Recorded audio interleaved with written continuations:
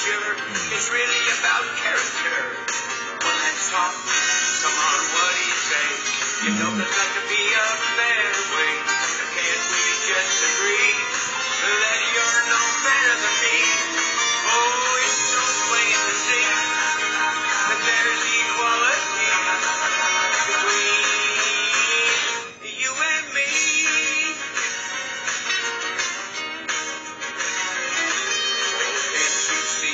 Won't you listen? You know it's quite a proposition. But we were born the same. By now you know the name. It's called equality. Catchy little tune, isn't it? Good morning. Welcome to another episode of Mr. Crupper's Classroom of the Airwaves. Mr. Crupper Explains American Government. Today's episode focuses on reading tips for Chapter 1 of the AP Government textbook. Now, let me explain to you, and I will reiterate this explanation as I go through these reading tips for each chapter.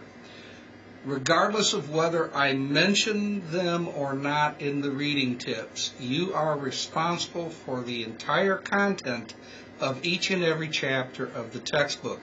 You may be tested on the entire content of each and every chapter of the textbook. It does not matter whether you wish to be tested on that or not, you might be tested on that. So with that said, here are the reading tips for Chapter 1, AP Government.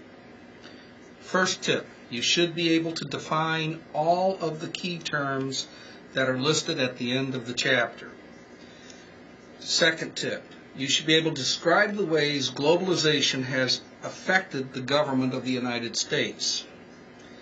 Third tip, you should be able to give practical examples of ways in which the values of freedom, order, and equality may conflict with each other.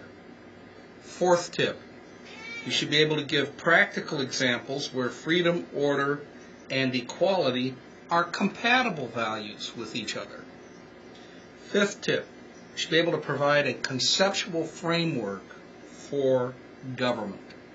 Sixth tip, you should be able to explain and discuss the three major purposes of government. Seventh tip, you should be able to explain and analyze the dilemmas of government. Find examples of the current attempts by the U.S. government to reconcile these dilemmas. Eighth tip, you should be able to analyze a continuum of ideological stances on the scope of government from totalitarianism to anarchism. Ninth tip, you should be able to construct a two-dimensional, fourfold classification of American political ideologies using the values of freedom, order, and equality.